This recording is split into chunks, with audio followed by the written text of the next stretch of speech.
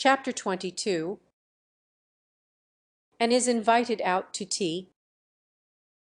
And what are your eyes popping out of your head about?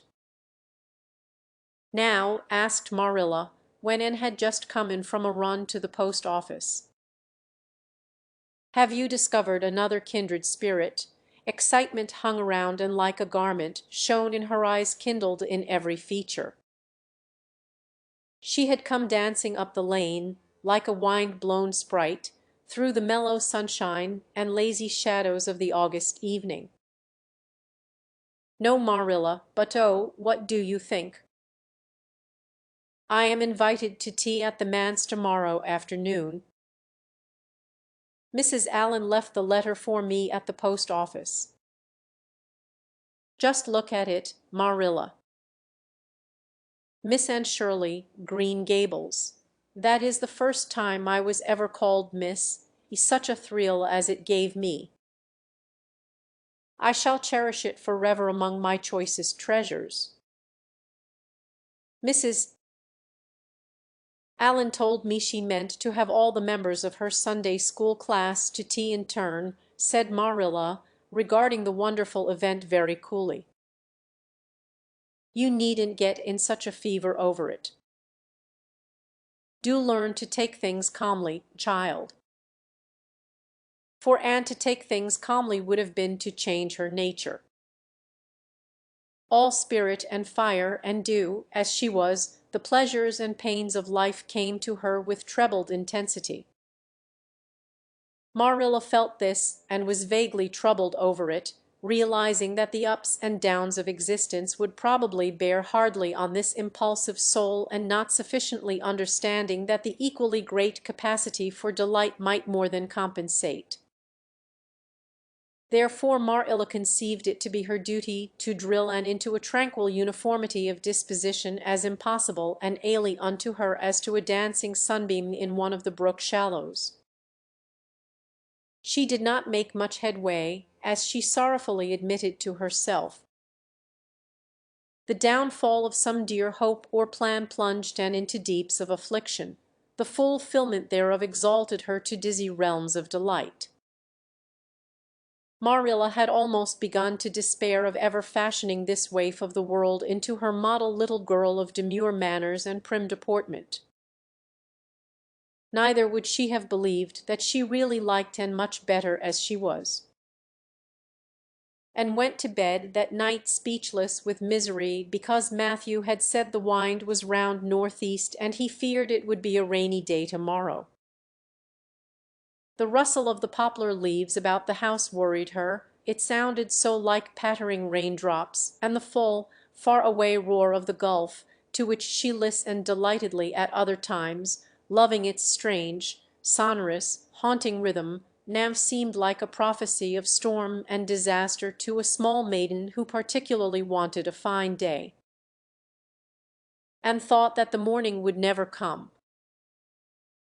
But all things have an end, even nights before the day on which you are invited to take tea at the manse.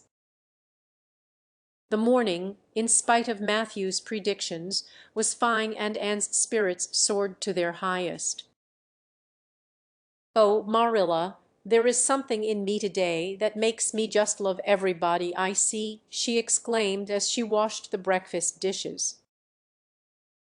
You don't know how good I feel. Wouldn't it be nice if it could last? I believe I could be a model child if I were just invited out to tea every day. But oh, Marilla, it's a solemn occasion too. I feel so anxious. What if I shouldn't behave properly?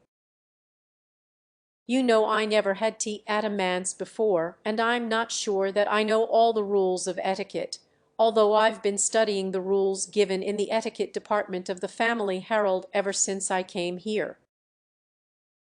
I'm so afraid I'll do something silly or forget to do something I should do.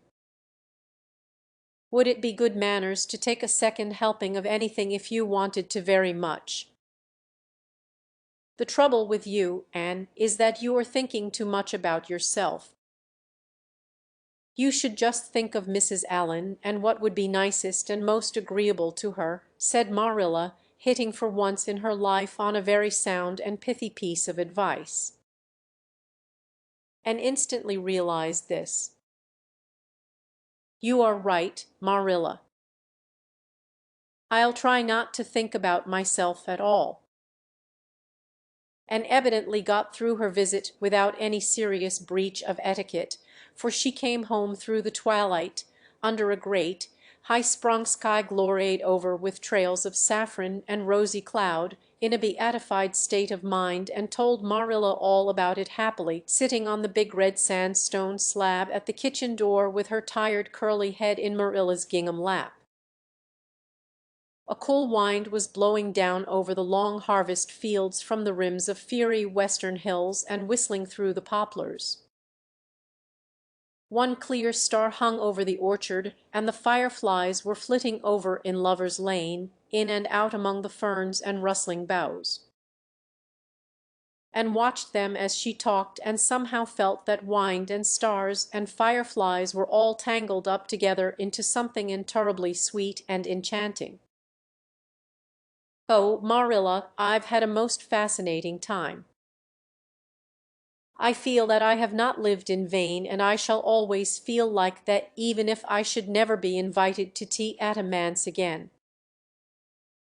When I got there Mrs. Allen met me at the door.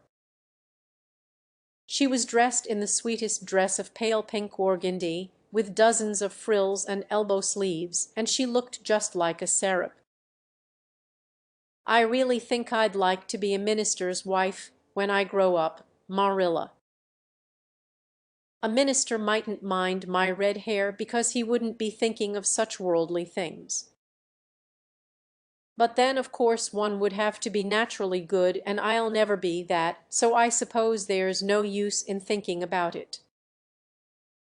Some people are naturally good, you know, and others are not. I'm one of the others. Mrs. Lynde says I'm full of original sin. No matter how hard I try to be good, I can never make such a success of it as those who are naturally good. It's a good deal like geometry, I expect. But don't you think the trying so hard ought to count for something? Mrs. Allen is one of the naturally good people. I love her passionately. You know there are some people, like Matthew and Mrs. Allen, that you can love right off without any trouble. And there are others, like Mrs. Lynde, that you have to try very hard to love. You know you ought to love them because they know so much and are such active workers in the church, but you have to keep reminding yourself of it all the time or else you forget. There was another little girl at the manse to tea from the White Sands Sunday School. Her name was Laurette Bradley, and she was a very nice little girl. Not exactly a kindred spirit, you know, but still very nice. We had an elegant tea, and I think I kept all the rules of etiquette pretty well. After tea Mrs. Allen played and sang, and she got Loretta and me to sing too. Mrs. Allen says I have a good voice, and she says I must sing in the Sunday school choir after this. You can't think how I was thrilled at the mere thought.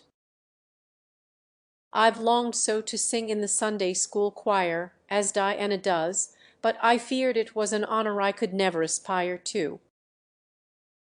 Loretta had to go home early because there is a big concert in the White Sands Hotel tonight, and her sister is to recite at it. Loretta says that the Americans at the hotel give a concert every fortnight in aid of the Charlottetown Hospital, and they ask lots of the White Sands people to recite. Loretta said she expected to be asked herself some day. I just gazed at her in awe. After she had gone Mrs. Allen and I had a heart-to-heart talk. I told her everything about Mrs. Thomas and the twins and Katie Maurice and Violetta and coming to Green Gables and my troubles over geometry.